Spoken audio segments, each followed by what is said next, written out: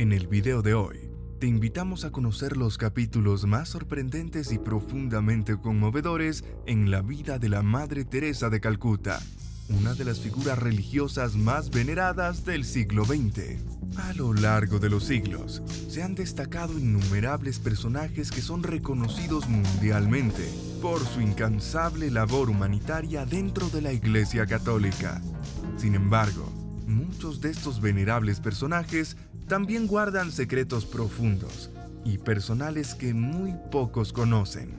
Para nadie es una sorpresa saber que la Madre Teresa de Calcuta representa una figura de amor al prójimo, un símbolo de compasión, que dedicó gran parte de su vida al servicio de los más necesitados y abandonados alrededor del mundo. Pero lo que se desconoce es que en lo más profundo de su ser alberga un oscuro secreto que pudo revelar poco antes de su muerte, tal vez para liberar su alma de tan pesada carga. Más allá del alcance de su labor como fundadora de la Congregación Religiosa de las Misioneras de la Caridad, la interesante vida de la Madre Teresa de Calcuta nos la muestra envuelta en críticas y controversia sobre la verdadera intención de trabajo y humildad con los pobres, así como con la profundidad de sus creencias. Este artículo explora con profundidad la vida de la Madre Teresa, sus logros, sus luchas internas y las controversias que rodearon su misión. Para entender mejor el contexto en que se desarrolla su personalidad, debemos viajar en el tiempo y hacer un recorrido por su vida temprana, a partir de su infancia hasta llegar al momento de cómo y cuándo recibió la llamada de la fe. Ubiquémonos en el día 26 de agosto de 1910, específicamente en un poblado llamado Ascad, actualmente Skopje, Macedonia, al norte de Grecia, en casa de una familia profundamente católica y con acomodada posición económica. Es el momento cuando la madre de nuestro personaje da a luz a la menor de sus hijos, una niña a quien decide llamar Agnes Gonza Bojaxhiu. Como podemos suponer, la niña creció rodeada de la conducta profundamente religiosa de la familia, pues tras la muerte en extrañas circunstancias de su padre, la madre le educó bajo los principios de la religión católica, fomentando en ella la vocación misionera de servir al prójimo. Que provenga de una familia pudiente es un detalle crucial para comprender la complejidad de su figura, ya que contrasta fuertemente con la imagen de pobreza extrema que a menudo se asocia con su vida y obra. Los Bojaxhiu no solo eran acomodados, eran reconocidos por su generosidad y éxito financiero. En Skopje, la familia Bojaxhiu era tan influyente y respetada que había un dicho popular que decía tan generoso como los Bojaxhiu. La vida de Agnes antes de convertirse en la Madre Teresa estaba lejos de ser una lucha contra la pobreza. Sus padres Nicola y Daranafile Bojaxhiu aseguraron que ella y sus hermanos tuvieran acceso a una buena educación y una vida cultural rica. Agnes escribía poesía y tocaba la mandolina, habilidades que indicaban una formación refinada y una vida llena de oportunidades. Además, la familia Bojaxhiu no solo disfrutaba de bienestar económico, sino que también era profundamente religiosa y caritativa. Daranafile, la madre de Agnes, inculcó en sus hijos la importancia de ayudar a los necesitados, y Agnes a menudo acompañaba a su madre en visitas para atender a los pobres y huérfanos. Estas experiencias tempranas fueron fundamentales en la formación de su carácter y su vocación. Este trasfondo privilegiado contrasta fuertemente con la imagen de santidad austera que la Iglesia Católica ha promovido sobre la Madre Teresa. La noción tradicional de santidad a menudo implica una vida de sufrimiento y privaciones desde el inicio. Sin embargo, en el caso de Agnes, parece que Dios había preparado el terreno cuidadosamente antes de mover el interruptor que la llevaría a su destino divino. Este concepto es similar al de la conversión de Pablo en el camino a Damasco, donde una intervención divina transforma radicalmente una vida previamente dedicada a un propósito diferente. La transición de Agnes Bojaxhiu a la Madre Teresa no fue un simple salto de una vida cómoda a la pobreza extrema. Fue un proceso de transformación espiritual y emocional. Es así como aproximadamente a los 12 años ingresa a la Congregación Mariana de las Hijas de María, dando inicio a la actividad de atención a los más necesitados. En su país natal, se mantuvo hasta la edad de 18 años, cuando al escuchar acerca de las vivencias de un misionero cristiano en la India, se conmovió profundamente, decidiendo abandonar su ciudad natal para ser misionero en un país con tantas carencias y desigualdades, embarcando primero hacia Dublín en Irlanda, para finalmente llegar a Bengala en territorio indio. Allí continuó la formación religiosa, y es el momento cuando, para profesar la fe y la obra cristiana, escoge el nombre de Teresa, en honor a Santa Teresa de Lisieux, la patrona de los misioneros. Una vez que realizó los votos, pasó a la ciudad de Calcuta, donde se desempeñó como maestra en el colegio St. Mary's High School durante casi 2 décadas. Durante estos años, no solo se dedicó a la educación, sino que al recorrer las calles de Calcuta, también fue testigo de la pobreza extrema que asolaba las calles, lo cual le causó una profunda impresión. Este encuentro cercano con la absoluta miseria y el sufrimiento despertó en Teresa el ferviente deseo de hacer más por los más necesitados. De allí en adelante, sus experiencias la acercaban al momento cuando podemos decir que estaba por tomar la mayor decisión en su vida.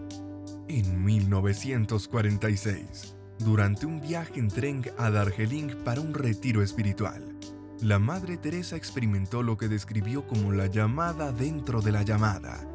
Sintió un mandato divino para abandonar el convento y vivir entre los más pobres de los pobres, dedicando su vida a servir a los indigentes y enfermos de Calcuta. Esto fue un punto de inflexión, marcando el inicio de su misión. Es así que solicita permiso al Papa Pío VII para abandonar la orden y entregarse completamente a servir la causa de los menesterosos. Decidida en este propósito, quien sería conocida como la Madre Teresa de Calcuta dijo: «Quiero llevar el amor de Dios a los más pobres, para demostrarles que Él ama al mundo y a ellos también». Con el correr del tiempo, estas palabras se convirtieron en el valor fundamental de su acción misionera. Una vez logrado el permiso por parte de sus superiores, en el año 1950, además de adoptar la nacionalidad india, fundó la Congregación de las Misioneras de la Caridad, con integrantes que debían tomar los votos tradicionales, además de comprometerse a obedecerle fielmente mientras se dedicaban totalmente a los necesitados. En compañía de sus ayudantes, Teresa, vestida con un sari blanco con bordes azules, que se convertiría en su atuendo distintivo, se lanzó a recorrer las calles. Su trabajo comenzó en las peores barriadas de Calcuta, proporcionando sin distingo de fe religiosa, atención médica básica, comida y consuelo a aquellos que habían sido olvidados por la sociedad, en especial a los leprosos. La congregación creció rápidamente. La expansión hacia varios países le permitió a las misioneras de la caridad un impacto mundial. La dedicación hacia los pobres de la Madre Teresa y sus hermanas atrajo la atención no solo de la Iglesia, también de influyentes personalidades que con sus donativos le permitieron establecer hospicios, orfanatos, hogares para personas con lepra, refugios para mujeres maltratadas y muchas otras instituciones en más de 120 países. Para 2007, las misioneras de la caridad tenían activa presencia en 600 misiones, contando con el trabajo voluntario de miles de mujeres y hombres que se sumaban a la causa, A los ojos de todos, la labor humanitaria y desinteresada de la Madre Teresa de Calcuta se hacía evidente. En 1979 recibió el Premio Nobel de la Paz, un reconocimiento a su dedicación a la humanidad. A lo largo de su vida, fue galardonada con numerosos premios y honores, subrayando su impacto en la lucha contra la pobreza y la enfermedad. Sin embargo, estos reconocimientos también trajeron consigo una mayor atención y escrutinio sobre los métodos de auxilio, que algunos llamaron como la teología del sufrimiento o el origen de las donaciones, sin dejar de lado sus crisis existenciales. Enfoquémonos ahora en un pequeño análisis de lo que los críticos a su labor consideraban aspectos reprochables del enfoque que daba a la acción misionera. En cuanto a la atención prestada en los hogares para moribundos, a los enfermos terminales, esta fue duramente criticada por la opinión médica. Por ejemplo, el Dr. Robin Fox, en un artículo de opinión en la revista especializada The Lancet, hace referencia a aspectos poco favorecedores, tales como la falta de tratamientos sistemáticos y de medicinas para aliviar el dolor, o la insuficiente cantidad de personal de salud para atender tal masa de requiriente atención y palitativos médicos, describiendo como fortuita la atención llevada a cabo por voluntarios que carecen de conocimiento médico, quienes ante la falta de especialistas se ven obligados a decidir cómo cuidar a los pacientes. Mientras que otros reportes dan cuenta de la reutilización de las inyectadoras, malas condiciones higiénicas, baños de agua fría y especialmente el inadecuado enfoque hacia el sufrimiento y la enfermedad en pacientes a quienes no se les hacía un correcto diagnóstico de la enfermedad, pues la congregación no distinguía entre enfermos incurables o los curables, ni el tipo de enfermedad, por lo cual pacientes que podían recuperarse corrían el peligro de morir por la falta de tratamiento oportuno o por alguna infección. Y ni hablar de las condiciones y el trato dado a los niños en los orfanatos. Quienes defendían la actividad de la Madre Teresa alegaban que en los hospitales de India los pacientes de cáncer en su mayoría ni tienen acceso a la analgesia, bien por la falta de medicamentos o por el desconocimiento de los médicos en la aplicación adecuada de los tratamientos del manejo del dolor, y que si alguno de los críticos visitara alguna institución de salud en la India, podía comprobar que en contadas ocasiones se vería limpieza, higiene, atención a las heridas o llagas, y mucho menos un trato bondadoso por parte del personal. Rematando al decir que la Madre Teresa es digna de admiración, porque al menos se encarga de ofrecer compasión. También desde adentro surgieron críticas y deserciones. Mencionemos a Colette Livermore, una antigua ex misionera que trabajó junto a la Madre Teresa, quien explicó que entre los motivos que la obligaron a abandonar la congregación estaba lo que ella acuñó bajo la frase de la teología del sufrimiento, citando situaciones en las cuales los voluntarios, si se encontraban realizando otras labores fijadas en su agenda de actividades diaria, tenían que negarse a atender las necesidades de los enfermos o desalentarlas si expresaban la intención de recibir formación de salud, justificando esto desde la base de que Dios prefiere a los ignorantes o débiles.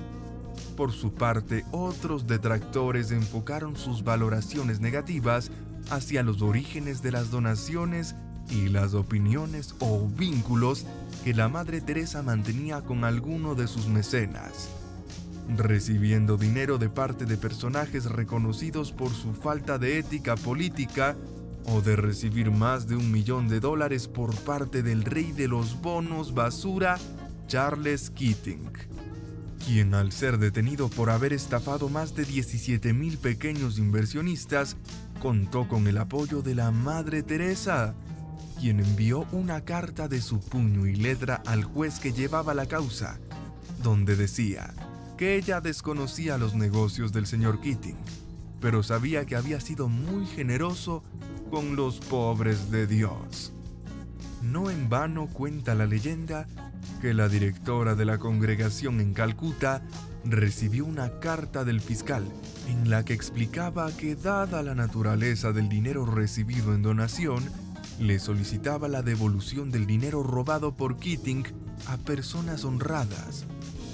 La Madre Teresa no contestó la petición. Estas conexiones a menudo se veían como una contradicción con sus principios de humildad y pobreza. En la década de 1960, la Madre Teresa de Calcuta, reconocida por su incansable labor en la India, tomó una decisión que expandiría su misión más allá de las fronteras del subcontinente indio. La primera obra que abrió fuera de la India se estableció en Venezuela.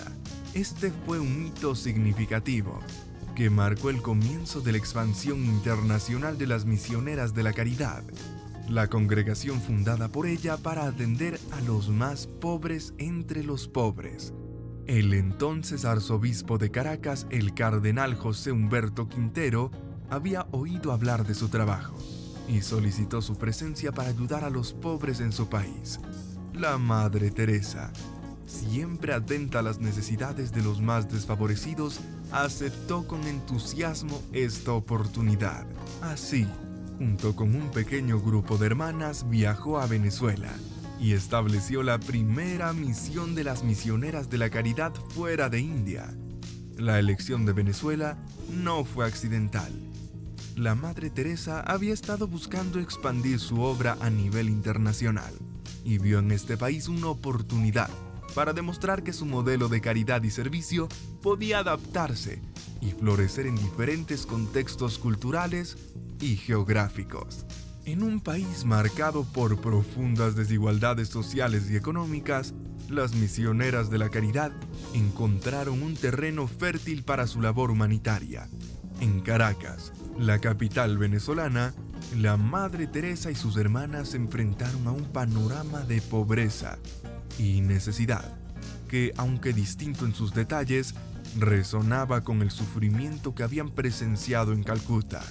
Establecieron un hogar para niños huérfanos y abandonados y comenzaron a proporcionar servicios esenciales a los pobres, incluidos alimento, ropa y atención médica básica.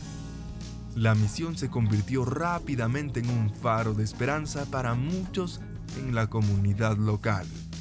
La obra en Venezuela fue un éxito rotundo y sirvió como modelo para futuras expansiones. La Madre Teresa demostró que su enfoque de simplicidad, dedicación y compasión podía superar las barreras culturales y lingüísticas y brindar alivio y dignidad a los necesitados en cualquier parte del mundo. La misión en Venezuela también fortaleció la convicción de la Madre Teresa de que su trabajo debía ser global, extendiéndose a todos los rincones del planeta donde hubiera sufrimiento y necesidad. Otra de sus desavenencias se originó en relación con su posición frente al divorcio, pues cuando en Irlanda, en el año 1996, se organizó un referendo sobre continuar con la prohibición constitucional del divorcio, la Madre Teresa voló desde Calcuta para apoyar el voto negativo. No obstante, meses después cambió de opinión para favorecer a una de sus principales donantes, cuando en una entrevista dijo confiar en que su apreciada amiga, la princesa Diana de Gales, sería más feliz una vez librada de lo que a todas luces era un matrimonio infeliz. Uno de los aspectos más notables de la expansión internacional de las Misioneras de la Caridad fue su llegada a países comunistas, donde la religión a menudo enfrentaba restricciones y persecuciones. En la década de 1980, la Madre Teresa consiguió establecer misiones en la antigua Unión Soviética y Cuba. Estos logros fueron especialmente significativos, ya que mostraban su capacidad para negociar con gobiernos hostiles a la religión y asegurar un espacio para su obra caritativa. La llegada de las misioneras de la caridad a la Unión Soviética fue un acontecimiento sin precedentes. En un estado oficialmente ateo, donde la práctica religiosa estaba fuertemente regulada, la Madre Teresa logró obtener el permiso para abrir una misión. Este logro fue testimonio de su reputación mundial y de su habilidad para persuadir a líderes políticos sobre la importancia de su trabajo humanitario. En Moscú, las hermanas comenzaron a trabajar con ancianos, enfermos y personas marginadas, brindando consuelo y cuidados a aquellos que habían sido olvidados por el sistema. En Cuba, la situación era igualmente complicada. Bajo el régimen de Fidel Castro, la Iglesia Católica operaba bajo estrictas restricciones. Sin embargo, la Madre Teresa, con su carisma y determinación, logró establecer una misión en La Habana. Allí, las hermanas se dedicaron a atender a los enfermos y necesitados, llevando un rayo de esperanza a un pueblo que enfrentaba numerosas dificultades. La presencia de las misioneras de la caridad en Cuba fue un símbolo poderoso de la universalidad de su misión y de su compromiso con los más desfavorecidos, sin importar las barreras políticas o ideológicas. Para finalizar la polémica en el aspecto financiero y cómo se utilizan las ingentes donaciones, se habló de críticas acerca de las prioridades sobre las reales necesidades de los pobres, expresando que la Madre Teresa se limitaba a utilizar los fondos que recibía para mantener a la gente viva bajo condiciones de miseria en centros en condiciones miserables, en lugar de ocuparse de ayudarlos a salir de la pobreza y el origen de sus males. Ante esto, sus voceros alegaban que la Madre Teresa acudía a todas partes del mundo y se reunía con múltiples personas, y que no solo estaba obligada a pedir su récord criminal, que de seguir la lógica de los críticos de oficio, otras instituciones de ayuda serían también culpables de incurrir en estas fallas, mientras que con relación a los fondos, a diferencia de los destructores, ella se ocupaba de los pobres, a diferencia de quienes no hacían nada al respecto. A pesar de su imagen pública de inquebrantable fe y devoción, en cartas privadas que había enviado a sus confesores, reveladas tras su muerte, expresó el secreto que la acompañó a lo largo de su vida. La Madre Teresa enfrentó una profunda crisis espiritual, lo que originó un sentimiento de angustia emocional y una sensación de abandono por parte de Dios, que la atormentaron durante casi 50 años. Estas cartas, publicadas en el libro Come Be My Light, mostraron un lado vulnerable y humano de una mujer que fue canonizada por la Iglesia Católica. Esta confesión de la dualidad de sus convicciones religiosas contrasta fuertemente con la percepción pública de la Madre Teresa como un pilar de fe. Su lucha interna y sus sentimientos de soledad y duda presentan una dicotomía espiritual que muchos encuentran difícil de reconciliar.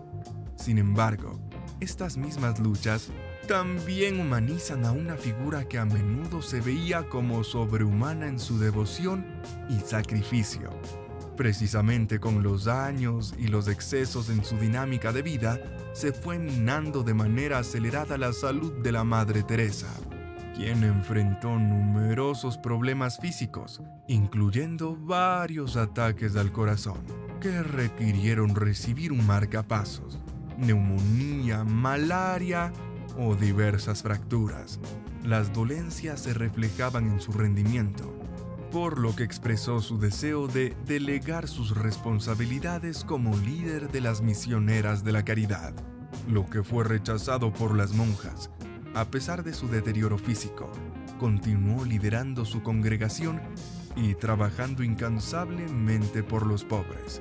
En 1994, Arup Chatterjee fue consultor en el documental Hell's Angel, Madre Teresa, presentado por el periodista Christopher Hitchens, En su libro posterior de Missionary Position, Mother Teresa in Theory and Practice, Hitchens reveló que la Madre Teresa tenía menos interés en ayudar a los pobres y enfermos que en expandir sus creencias fundamentalistas de la Iglesia Católica.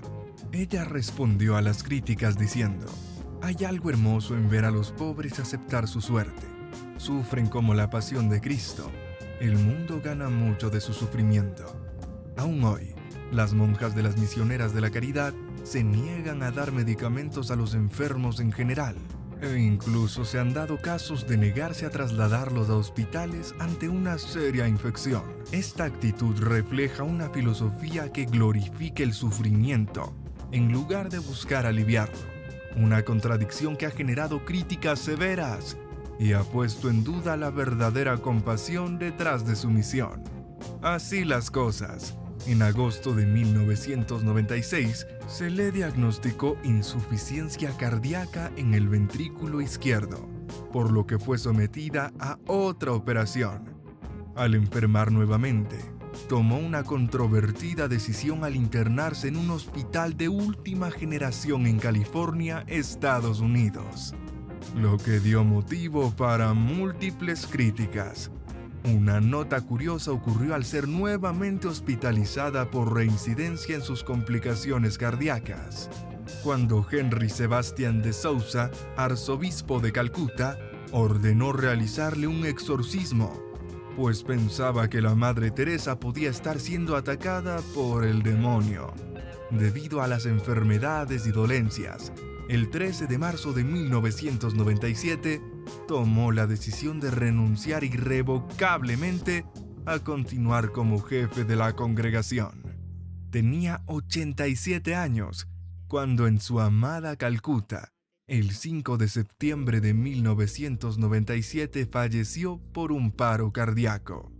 El gobierno de la nación india decidió honrar su obra y memoria con un funeral de Estado, recorriendo el féretro la ciudad en el carruaje mortuorio utilizado para Mahatma Gandhi. El periodista británico Malcolm Muggeridge jugó un papel crucial en la construcción de la imagen de la Madre Teresa como una santa viviente. En 1969, Muggeridge rodó un documental titulado Something Beautiful for God, que la presentó como una figura benévola y milagrosa. Su libro homónimo de 1971 reforzó esta imagen, ayudando a cimentar su reputación mundial. Rick Warren, un destacado pastor de la Iglesia Evangelista, destaca que miles de millones conocen su compasión. Pero lo que no es tan conocido son sus habilidades de liderazgo, evidentes en la multiplicación de lo que ella hizo en otras partes del mundo. Este reconocimiento no es exagerado. Teresa de Calcuta demostró un instinto natural para la mercadotecnia y el liderazgo estratégico, especiales para el éxito de cualquier organización. Desde el inicio de su misión, la Madre Teresa comprendió la importancia de la visibilidad y el apoyo internacional. Aprovechó su creciente reconocimiento para cultivar relaciones sólidas con líderes mundiales, organizaciones internacionales como las Naciones Unidas y donantes clave.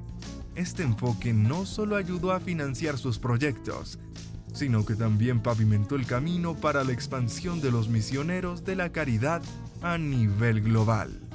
4 décadas después de su humilde inicio en la India, las misioneras de la caridad se encontraban en más de 100 países. Este impresionante crecimiento no fue accidental. La Madre Teresa utilizó su plataforma y reconocimiento para atraer apoyo y donaciones, lo que le permitió a su organización abrir nuevas misiones y extender su alcance a comunidades necesitadas en todo el mundo. Su capacidad para comunicarse eficazmente con líderes mundiales y presentar su causa de manera convincente fue fundamental para este éxito. No solo se trataba de pedir ayuda, sino de inspirar a otros a unirse a su misión de servir a los más pobres entre los pobres. Esta habilidad para galvanizar el apoyo y dirigir recursos hacia su causa refleja su profundo entendimiento de la mercadotecnia y el liderazgo estratégico. Una de las estrategias más efectivas de la Madre Teresa fue su habilidad para utilizar los medios de comunicación a su favor. Sabía que cada aparición pública, cada entrevista y cada encuentro con líderes mundiales eran oportunidades para difundir su mensaje y atraer más apoyo. Esta conciencia mediática le permitió maximizar el impacto de sus esfuerzos y asegurar un flujo constante de recursos y voluntarios para sus proyectos. Teresa de Calcuta también era conocida por sus citas y declaraciones poderosas que resonaban profundamente en el público y los medios de comunicación. Su famosa broma, "Si hay pobres en la luna, también iremos ahí", es un ejemplo perfecto de cómo utilizaba el humor y la simplicidad para transmitir su compromiso inquebrantable con su misión. Estas frases memorables no solo humanizaban su causa, sino que también facilitaban su difusión y apoyo. En resumen, el origen acomodado de Agnes Bojaxhiu no disminuye su santidad ni su dedicación a los pobres. Al contrario, añade una capa de complejidad a su historia, demostrando que la santidad puede surgir de cualquier contexto, siempre y cuando haya un compromiso genuino con el servicio y el amor al prójimo. La vida de la Madre Teresa es un ejemplo de cómo Dios puede usar cualquier circunstancia para llevar a cabo su obra divina, transformando vidas y dejando un impacto duradero en el mundo.